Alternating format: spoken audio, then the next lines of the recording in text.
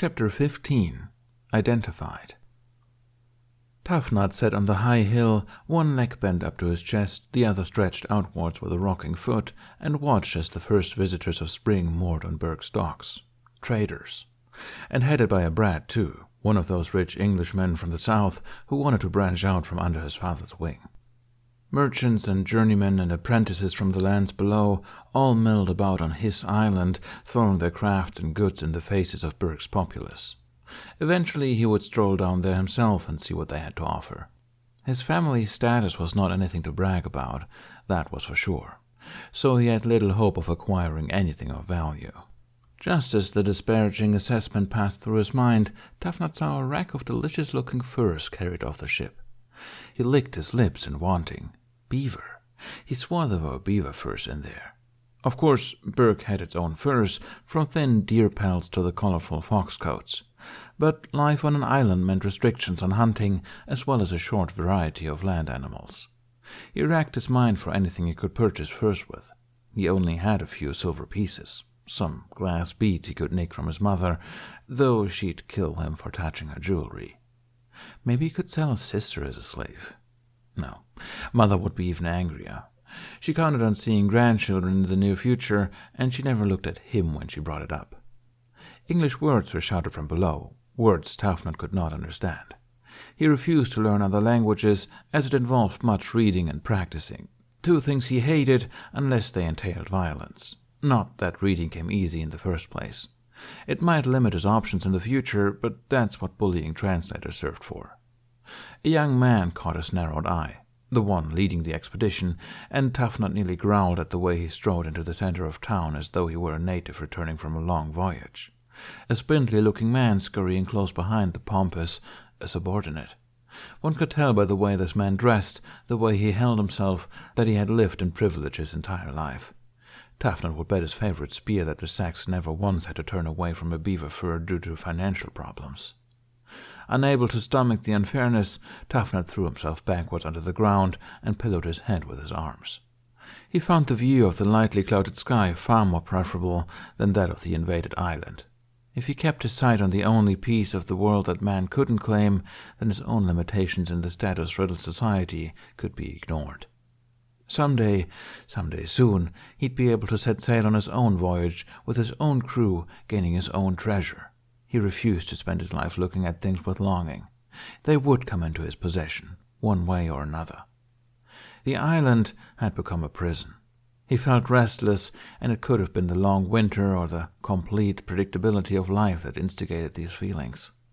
His inability to stand out on his own left him smothered. Not to the village and not to his family. His father, a carpenter, hardly knew he had children, always working on his own projects or repairing the village. Tufnut would be lucky to receive an acknowledging grunt from the man.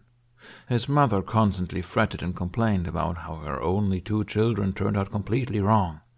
Sure, growing up they did their best to live up to their names, and it was encouraged, but people assumed they would eventually even out and develop other qualities, like reason or empathy or a sense of propriety.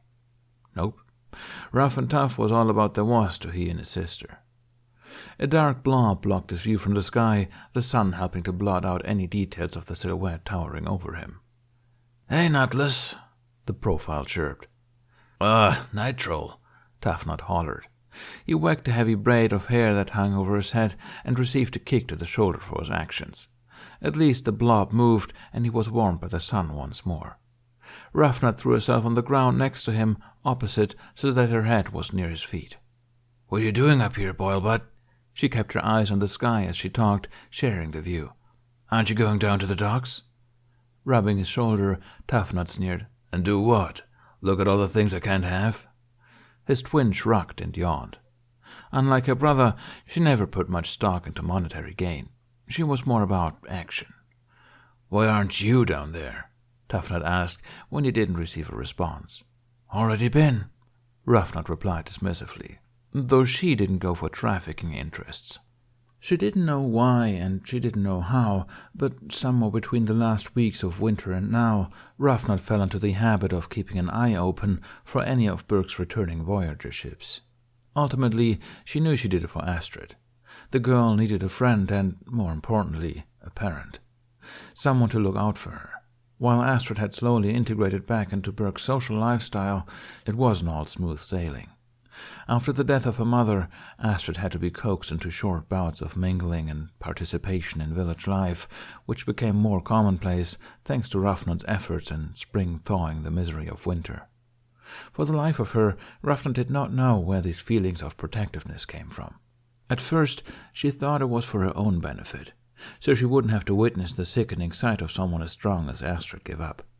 But then she wanted to see the girl eat more than bread and tea. She wanted to see some color back on Astrid's skin, to see her smile more, and to bring back a sense of normalcy to their small generation. This type of compassion was foreign to her, and sometimes she felt frightened by it. For now, she was trying to help an old friend get through a hard time, and she could live with that, but what if it grew? What if, like a disease, she started becoming more and more concerned with others' feelings? So much so that she turned depressed with all the negativity and efforts. "Nothing interesting, then?" Tafnot's obnoxiously loud voice interrupted his sister's inner hysteria, ironically saving her from driving herself insane. "Nah, the only interesting thing was when Ringworm and Cottonball started arguing over the same silver necklace. You know how they're both trying to negotiate with Giblet's parents." Giblet Havelmann's two older sisters had borne 3 strapping sons each, and it was assumed Giblet would have the same potential. That gave the 15-year-old quite a bit of appeal to those seeking a wife. Tafnot laughed out loud at the picture, feeling almost sorry he wasn't there to witness it. "Who won?" "Nobody," Rafnat grinned. "It got physical, scared a bunch of those milksop Englishmen, and Stoic made them leave." The pair relished in the moment, imagining the grumblings of the 2 men as they were shuffled away from the market. Twin heads of blonde hair fanned around their bodies, their moderately freckled skin soaking up unimpeded rays of warmth. "Dad's gonna marry you off soon, you know," Tafnot suddenly said, with all the air of polite conversation. Knowing their dad, it would be for the sole purpose of having one less mouth to feed. "Shut up, dimwit," Rafnat muttered. She already knew this and picked at a blade of grass as the less-than-pleasing statement clouded her thoughts. "I'd have to say yes for anything to happen. Until you use up all of your nose. Think if I start sleeping around I'll get a reputation that'll keep him from me?" "Them?" Tafnot snorted. "They'd have to want you first." Rafnat swung her clenched fist out and down and into his vulnerably stretched-out stomach. "Ugh!" her brother coughed, curling in on himself. He appeared in enough pain that Rafnat decided not to give him a second thump. She knew she had no suitors.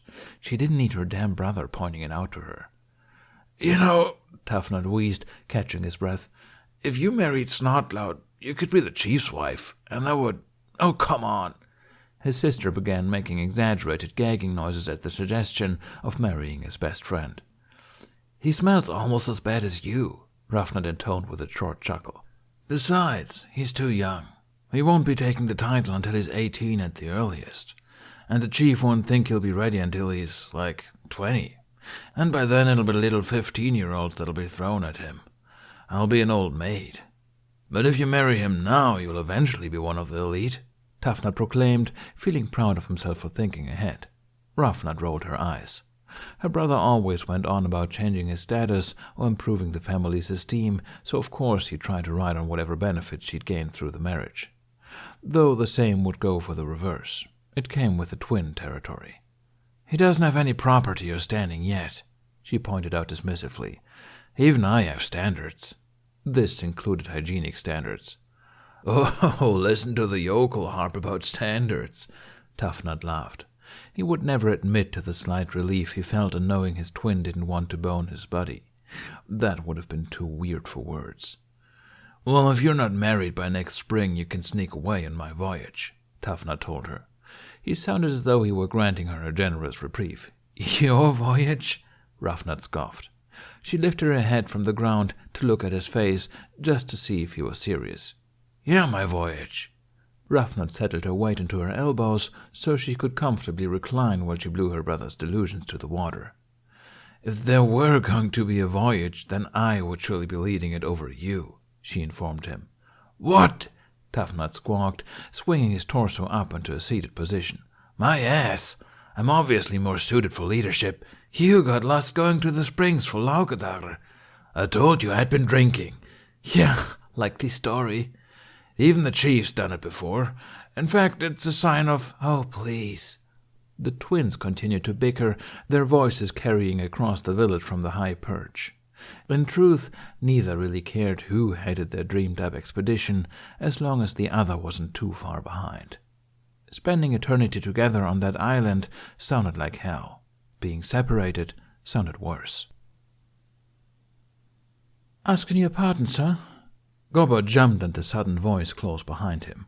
His hammer appendage slammed down while he leaned too close to yellow-hot metal. Embers flew up, striking him in the jowls.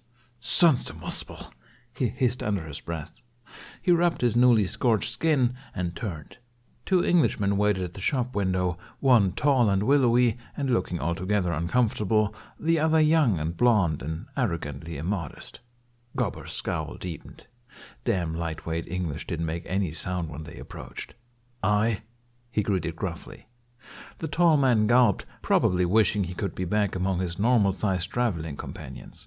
He cast a resigned frown at the youth beside him before puffing up and saying, "On behalf of Sir Eric, I ask for your services upon a weapon." Gobber turned his flat gaze to Sir Eric. The young man drew himself to his full height and stared back with light brown eyes. The lad had no chance in hell of intimidating him, but bravado from a wimpy Englishman impressed Gobber all the same. "All right," he grumped. "What seems to be the problem?" He popped off his hammer appendage as he approached the window with a high-pitched scratch of metal against metal. The older man jumped with a small shriek at the sudden sight of a mechanical amputated limb. Gobber couldn't keep the sinister grin off his face, his underbite showing off his unseemly metal tooth. He grabbed his hook and twisted it on, enjoying the disgusted wince he received from both men. They might be annoying lightweights, but that made them all the more fun to scare. "Sword!" Sir Eric said strongly, recovering first. Grabbing a gold-swathed handle at his side, he drew a double-edged blade from the scabbard in his belt and revealed the notable chips in its blade. He needlessly said, "Broke." The one-word explanations by someone so finely dressed explained why Sir Eric didn't ask for the service himself. The boy probably only knew the necessities in Norse. "We ask that you repair the blade," Walter requested on behalf of his lord. "It means quite a lot to his lordship, and we are hoping it is able to be fixed." Gobber hardly looked at the blade, instead opting to give the pair before him a woody stare. "Pain in the... I got myself a backup of work to be done here," he objected. "It'll be a pain to throw this into the line-up." "It will be well worth your time, I assure you," the man glibly promised. From an inner pocket of his cloak he drew forth a sack of valuables, coins, if the jangled thud of it hitting the counter were anything to go by. Typical English behavior. Throw money at a problem. In typical Viking behavior, Gobber accepted, but not without another aggrieved sigh. Tossing the sack into a pile of crafted bolts, he grabbed the sword by its handle with his good hand. In all honesty, he was getting too old to be handling everything by himself. He dearly missed having an apprentice. Not that he was completely without assistance. When things got too hectic, he had a few roughly trained Vikings to help him around the shop. Of course, not with anything needing skills. It was mostly heavy lifting, things Hiccup couldn't do. He supposed he had gotten spoiled with Hiccup around. When it was just Gobber himself, young and energetic, he could move about the shop with an adept ease and keep up with any orders, even during a raid. Then he lost his hand, significantly hampering his dexterity, and he had Hiccup thrown at him, though both he and Stoic knew it was more for keeping Hiccup out of trouble than for any relief in Gobber's part. Still, the boy learned fast and had a talent for finding ways around his own general frailty. Gobber grew used to having his work appearing right in front of him, things running smoothly, little trips from wall to wall being taken care of as he worked on a project. They had a good system, he and that boy. And now it was just himself again, without a shadow, without his third arm, and without anyone who knew just when the bellows needed to be worked. And none could do the detailing. Hiccup had a talent for making anything he touched unique. The boy would be better suited for decor rather than the disposable hunks of metal that Berg's Vikings found more practical. They were simply a practical lot. They had no need for eye-catching imagery or sentimental branding. A lot like the one in his hand. Gobber stopped before he could move any further into the forge. He looked at the sword. Really looked at the sword, using the sunlight streaming in from the window to aid his vision, and swallowed. "By Thor," he breathed. "Where did you get this?" The translator's eyebrows rose at the change in attitude. Gobber's awe showed in more than just his words, because the arrogant little prick crossed his arms smugly. "Nice, yes." He didn't look at Gobber or his sword, instead inspecting the bed of his nails and sounding like he expected the admiration. "Ah," the translator said, "the young master received it as a gift from his father a while back. It is most beloved to him."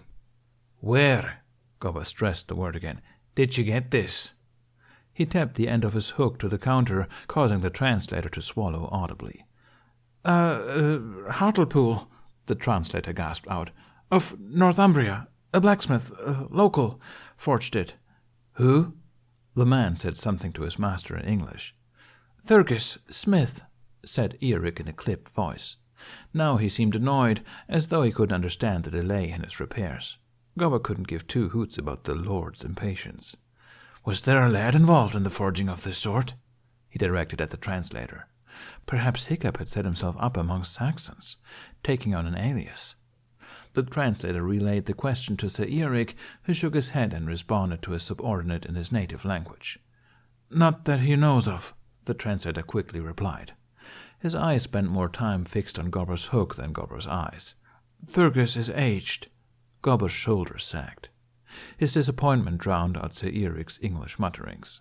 "But the design is not of the smith's usual work," the man added, causing Gobber to perk up.